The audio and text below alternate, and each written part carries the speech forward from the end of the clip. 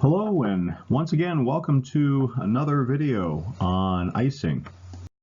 And we're still working our way through structural ice, and we are into climatology. So this is your second video on the climatology of icing. Right now we're working our way through common locations where you find icing. And we've already discussed mountainous areas and also lake effect, downwind of lakes, the icing that you get there. Next we'll talk about supercooled fog. So what exactly is a supercooled fog? Well, of course it's a fog. I guess you can also throw in mist. Remember, the difference between fog and mist is just visibility, 5/8 of a mile. But anytime you have visible moisture near the ground, in other words, water droplets in the atmosphere, close to the ground, suspended in the atmosphere, temperatures colder than 0 degrees Celsius, you've got a supercooled fog regardless of the visibility. It will be reported as supercooled fog, of course, if the visibility is less than 5/8 of a mile. But mist can also be a problem if the temperature is colder than 0 degrees Celsius. You'll find this most commonly during the winter time in northern climates, most typically where you have fog. Usually that fog is composed of water droplets. You won't find fogs that are composed of ice crystals until you get down to temperatures below -20 degrees Celsius. Remember, we talked about how ice nuclei don't start working until temperatures colder than -20. That's when you start to find a lot of active ice nuclei. So you can be on the ground taxiing out in a mist or a fog, and you could be picking up ice on your airfoils. That's why there is ground de-icing at many airports. How can you tell if you're in a condition where there is supercooled fog? If you look at some of the trees may act as actually big ice nuclei, and they start to attract water vapor molecules away from liquid water droplets, so they'll start to turn white. Or if there's any kind of wind blowing, those droplets will strike the tree and freeze on contact, producing a rime on the trees. So that was supercooled fogs. Now we're going to look at fronts. And of course, fronts produce a continuous lift, whether it be low-level convergence associated with the front, or upper-level divergence, or frontogenesis, or all sorts of things. Generally speaking, you got lifting action whenever you have a front, and that lifting action tends to produce clouds. And of course, for clouds, you need to have moisture, and the moisture for frontal systems comes from many different places. A lot of times fronts bring their own moisture from the Pacific Ocean, but also they can tap into the Gulf of Mexico moisture if the winds are out of the south for a particularly long period of time, long meaning maybe a half a day or so, and depending upon where you are. And then as they get closer, the fronts and the weather system gets closer to the Atlantic Ocean, it starts tapping the Gulf Stream, which is, of course, warm most of the time. And that will add moisture to the atmosphere for clouds. So the type of icing that you get depends upon the type of front. Cold fronts tend to be produce kind of narrow band of icing because the cloud structures associated with cold fronts are usually narrow. They're not as broad. In other words, they're not a big horizontal expanse. Usually they're only about 50 miles across, maybe 100 miles across max. They also have a very steep frontal slope, so you tend to find icing in a very narrow band along the front to very high altitudes, because usually ahead of cold fronts you're in the maritime tropical air, which tends to be unstable, and if you lift it, it tends to go to higher altitudes, so you could have icing to higher altitudes. Here's an example of a cold front sweeping across the southeastern part of the United States, and you can see the clouds out ahead of it, starting at somewhere around 2,000 feet AGL, 1,500 feet AGL, and they go to a high altitude. But that very narrow band associated with the cold front is a place where you could find icing over short distances. Warm fronts, on the other hand, slope more gradually, so you tend to have a very broad area of icing. Broad meaning a horizontal scope that is on the order of hundreds of miles. And the shallow slope means that you're going to have icing at various layers depending upon where that front is associated, where you are in relation to that front. So you tend to have really big bands of clouds and lots of icing. Here's an example of a warm front stretching from a low in right around the St. Louis area or in Missouri. The warm front stretches across Illinois, Indiana, also Kentucky, West Virginia, all the way to the East Coast through Virginia. And with that, there's an associated area of cloudiness out ahead of it and also over it. The clouds stretch from, looking at some of these values, about 4,000 or 5,000 feet MSL all the way up to 12 or 15,000 feet. Also, the lighter blue area that is kind of jagged lines indicates an aeromet for icing. So across that region with those clouds, there is ice.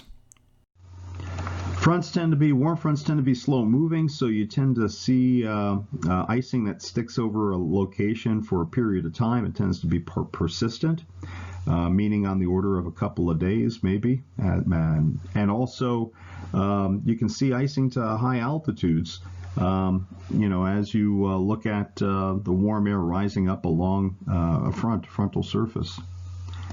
Also, warm fronts tend to be preferred locations for SLDs. SLDs, once again, are supercooled large drops. And there are two places where you'll find SLDs with warm fronts. One has to do with the tops of clouds where you have enhanced collision coalescence due to shear. And then the other place is down in the warm or melting layer associated with freezing drizzle and freezing rain. So let's take a look at the first one at the tops of clouds, and this can actually happen anywhere, but you tend to find it with warm fronts. If there's strong shear at the top of cloud, that strong shear tends to produce mixing, and that mixing tends to enhance the collision coalescence process. In other words, the droplets are jiggled, they're bouncing into each other. When they bounce, they stick and they get bigger, so you get bigger and bigger droplets at the tops of clouds. So because of the shear at the tops of clouds, you tend to get SLDs, supercooled large drops. So this is another reason why, as you punch out through the tops of clouds, icing tends to be worse. We said number one, the liquid water content tends to be pretty high at the cloud top. Number two, you tend to find SLDs sometimes because of this enhanced shear. So if you see a shear layer going through cloud top, that could imply that you might have some SLDs. Fronts are also regions where you'll find warm air up over cold air, and that can cause melting layers. The other thing that causes SLDs with a warm front is that warm layer, that melting layer. So in other words, as the warm air rises up over the cold air, the precipitation that falls as snow or ice crystals, but then can melt, and that melting layer, as it falls, those precipitation particles falls into colder air, can result in water droplets at temperatures colder than zero, what we call SLDs. So what we're going to do is we're going to look at several temperature profiles through a warm front. First, very close to the surface position of the warm front. Typically, this is the farthest south along that warm front, very close to the actual surface position of the warm front. And we're going to take a look at that vertical profile, and this is what the temperature profile looks like, with usually rain very close to the warm front if the temperatures permit. So in other words, high in the atmosphere, you got the Bergeron process or the cold cloud process producing precipitation. The precipitation, of course, since the temperature is colder than zero, it tends to be snow.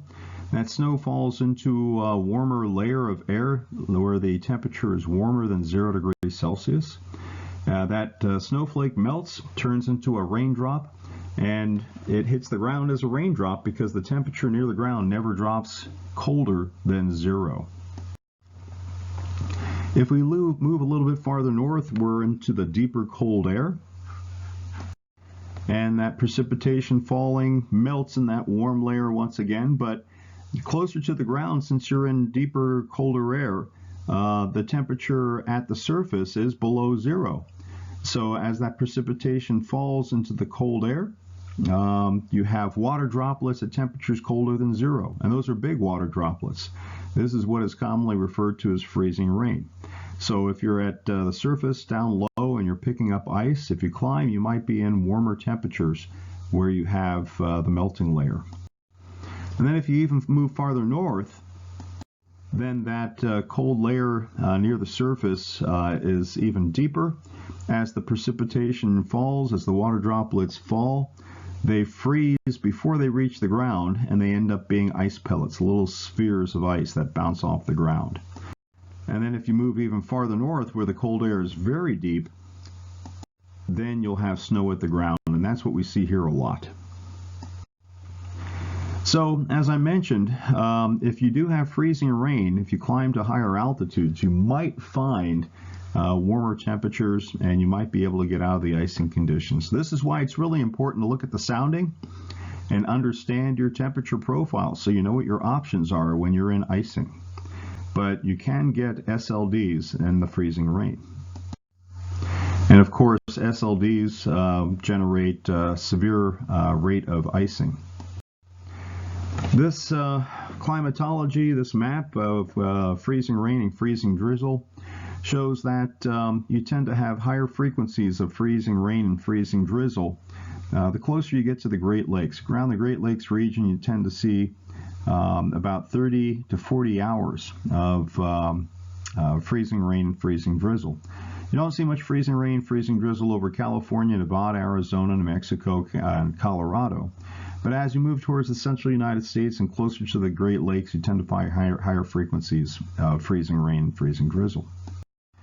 Another place where you're going to find icing is in the wraparound moisture that comes around the backside of the low. This is a very wide area. Usually cloud tops are very low in this region. We're talking on the order anywhere from 2,500 up to maybe 4,000 or 5,000 feet. The air is kind of cold on the backside, and it's usually clear above, so you can usually fly above this pretty well. But if you have to descend down into this layer of clouds, you could pick up some ice. Here's an example of a low pressure system in Missouri, with the cold front stretching all the way across Arkansas and Texas, and the warm front stretching out across east of it through Illinois, Indiana, Kentucky, and Virginia. On the back side, we see another secondary cold front. It looks like that one's falling apart, but that's where the cold air is, and that's where you see low clouds.